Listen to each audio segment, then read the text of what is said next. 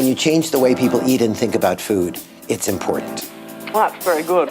It's political, it's economic, it's emotional, it's philosophical, it's alchemistic, it's everything.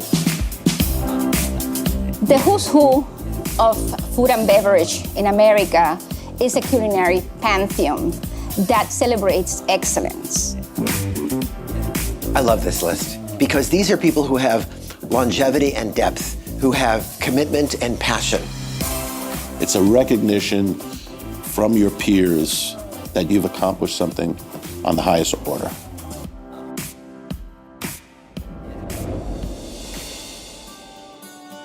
I established a home in the world of food 30 years ago when, 2 years out of college, I was on my way to nursing school, I needed a part-time job, and I found myself behind the counter of a gourmet food store, and I felt like, oh my God, I'm home, this is where I'm supposed to be.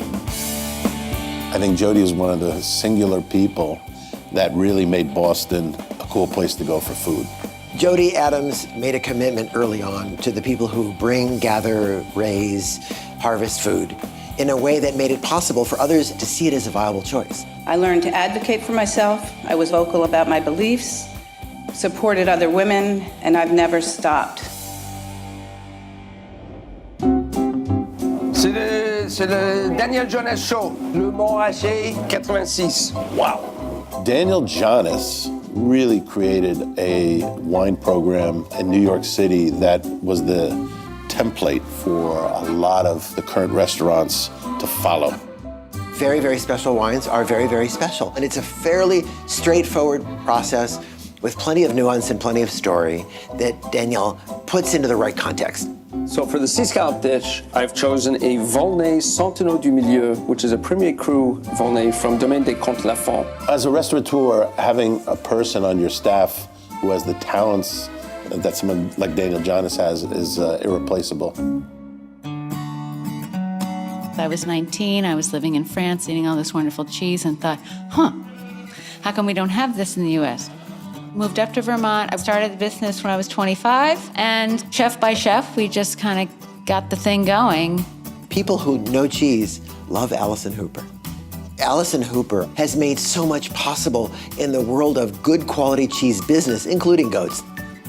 To compete with the best cheeses of the world, she had to create the best cheese in Vermont, and obviously she did. Allison serves as a real role model, and she wants to show that a successful business in her field can also be incredibly focused on sustainability and successful with that too. I want to make sure that we give back and we leave the world better for our grandkids than it is today.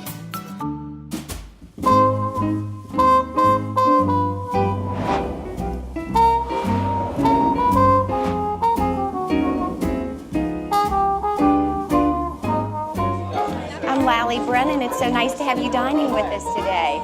We got pecan going to position 2. You're going to table 652. So you got the other thing. Are we ready? Ladies first. Let's do it. T. Martin and Lally Brennan, they're like a 1-2 punch from New Orleans. They're consummate hosts. They're just wonderfully warm, endearing restaurant people. Our family has always been in the restaurant business, or for 55 years anyway. They are stalwarts in their community. I mean, Commander's Palace celebrates 125 years this year of being a great restaurant. That's a rare achievement, to be able to take on a restaurant with so much history and keep it vibrant and important. They are part of a national and international restaurant community, and they do it in a very New Orleans style. I look at this list of inductees as a guide to the culinary history of the United States. To win the award means to be recognized as an important part of the narrative of culinary history in this country.